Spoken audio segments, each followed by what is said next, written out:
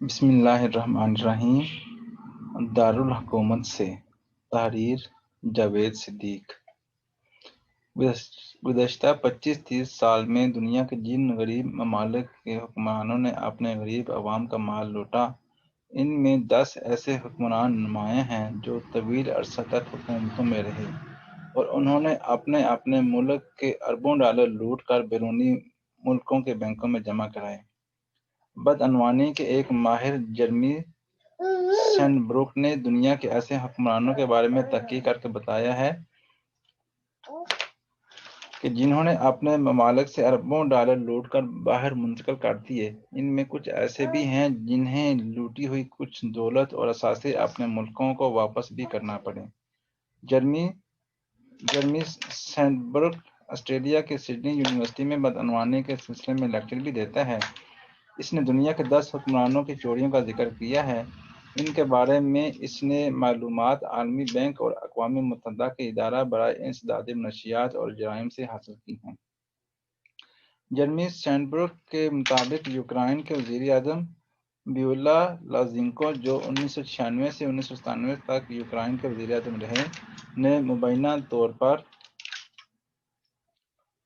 $200 million قومی خزانے سے نکالے اور یہ پیسہ پولینڈ، سوئٹزرلینڈ اور اینٹیگوا کے بینکوں میں منتقل کیا اور اس رقم سے بیرون ملک جائیدادیں بھی خریدیں۔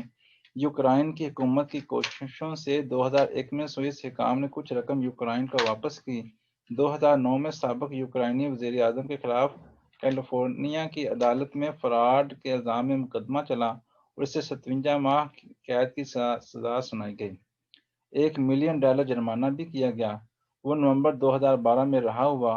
موصوف کے خلاف امریکہ، لتھوانیا اور سوئٹزرلینڈ میں اب بھی ایسیٹس ریکوری کے کیسز چل رہے ہیں۔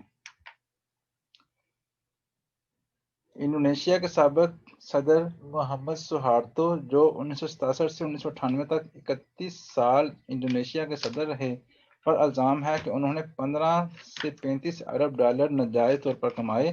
مبینہ طور پر سوہارتو کی پوری فیملی مال بنانے میں لگی رہی۔ سرکاری ٹھیکے صدر کے بیٹوں اور عزیزوں کی کمپنیوں کو ملتے رہے۔ سوہارتو کی سوانح حیات لکھنے والے مصنف رابرٹ ایلسن کے مطابق سوہارتو کے دور میں بدعنوانی ایک فرنچائز کی شکل اختیار کر گئی تھی۔ انڈونیشیا کی حکومت نے سوہارتو کی ناجائز دولت سے $307 سے $4 ملین کی واپسی کا کیس کیا۔ سوہارتو کے بیٹے ٹامی کو کرپشن پر انڈونیشیا کی عدالت نے سزا سنائی تو ٹامی نے سزا سنانے والے جج کو قتل کر دیا۔ فلپائن کے سابق صدر فرڈینانڈو مارکوس کی کرپشن کے دنیا میں بڑے چرچے ہیں۔ وہ 21 سال فلپائن کے صدر رہے۔ مارکوس کے دور میں فلپائن پر قرضے چڑھتے رہے۔ فلپائن پر 1962 میں $360 ملین کا قرضہ تھا، جو 1986 میں مارکوس کے اقتدار سے ہٹنے تک $28 ارب تک پہنچ گیا۔ مارکوس نے مبینہ طور پر $5 سے $10 ارب کی خود برد کی۔ مارکوس کی اہلیہ امیلڈا مارکوس بھی اپنے شوہر سے کم نہ تھیں، جسے قیمتی جوتے رکھنے کا خبت تھا۔ فلپائن کا یہ بدعنوان جوڑا اقتدار سے الگ ہوا تو شاہی محل سے قیمتی جوتوں کے 1000 جوڑے بھی برآمد ہوئے۔ امیلڈا کو کرپشن پر 12 سال قید کی سزا سنائی گئی۔ فلپائن میں مارکوس کے ناجائز اثاثوں کی ریکوری کے لیے جو کمیشن بنا تھا، اس نے کامیابی سے $3 سے $6 ارب کے اثاثے قبضے میں لیے ہیں۔ ظاہرے میں جو جمہوریہ کانگو کہلاتا ہے کہ سابق صدر موبوتو نے 32 سال تک ظاہرے پر حکومت کی اور جرمی سینڈبروک کی رپورٹ کے مطابق انہوں نے $6 ارب چرائے۔ موبوتو کی رقوم اور اثاثوں کا سراغ لگانے کے لیے اب بھی کوشش جاری ہے۔ 2009 میں سوئس بینک نے موبوتو کے $6 ملین سے زیادہ کے فنڈ ریلیز کیے جو جمہوریہ کانگو کو واپس مل گئے۔ نائجیریا کے سابق صدر سانی اوباچا پر مبینہ طور پر $5 ارب کی نوٹ مار کا الزام ہے۔ اوباچا نے 2002 میں ایک سمجھوتے کے تحت $1 سے $2 ارب کی رقم حکومت کو واپس کی۔ تیونس کے صدر زین العابدین نے جہاں سے عرب سپرنگ کا آغاز ہوا 23 برس کے حکمرانی میں $2.5 ارب پر ہاتھ صاف کیے۔ تیونس میں انقلاب شروع ہونے کے بعد وہ ملک سے فرار ہو گئے تھے۔ اب تک ان کی لوٹی ہوئی رقم سے $68 ملین تیونس کی حکومت کو مل سکے ہیں۔ وطن عزیز کے سابق حکمران خاندانوں اور بعض بیوروکریٹس پر پیسہ بنانے کا الزام ہے۔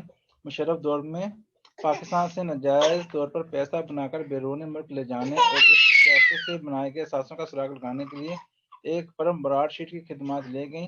آج کل براڈ شیٹ کا میڈیا میں بڑا چرچا ہے۔ اس کے سربراہ ایرانی نژاد برطانوی شہری کاوے موسوی کے انٹرویوز بڑے شوق سے سنے جا رہے ہیں۔ اس فرم کے ساتھ ہونے والے سمجھوتے کو یک طرفہ طور پر ختم کیے جانے کی بھی پاکستان کو بڑی قیمت دینی پڑی ہے۔ اس فرم کو برطانوی عدالت کے فیصلے کے مطابق $28 ملین کی رقم ادا کی گئی ہے۔ کاوے موسوی کا کہنا ہے کہ جن پاکستانی سیاستدانوں اور دوسرے افراد کے اثاثوں کا سراغ لگانے کے لیے انہیں ذمہ داری دی گئی تھی، وہ ان کا پیچھا کر رہے تھے کہ نیب نے ان کے ساتھ سمجھوتہ ختم کر دیا۔ یہ فیصلہ پاکستان کو مہنگا پڑا، لیکن کسی کو پرواہ ہے کہ یہ رقم کس کی جیب میں سے تو نہیں جائے گی۔ اب تک پاکستان بھارت سے اپنے دریاؤں پر غیر قانونی بنائے گئے ڈیموں کے سارے کیس ہار چکے ہیں۔ ریکوڈک کا کیس ہار گیا، جس پر پاکستان کو $5 ارب سے زیادہ رقم دینا پڑی۔ ترک تعمیراتی کمپنی سے بھی پاکستان کیس ہار چکا ہے۔ یہ کیس جان بوجھ کر ہارے جاتے ہیں یا ہمارے پاس اہلیت رکھنے والے قانون دان نہیں؟ خدا جانے کیا ماجرا ہے۔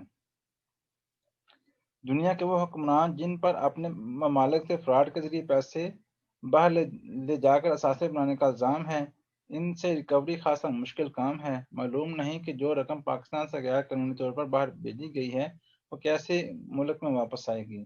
اس ضمن میں نیب اور اس کے ایسٹس ریکوری کے ادارہ اور اس کے سربراہ شہزاد اکبر کو بہت غور و فکر اور بڑی کاوش کرنا ہوگی۔ اللہ حافظ۔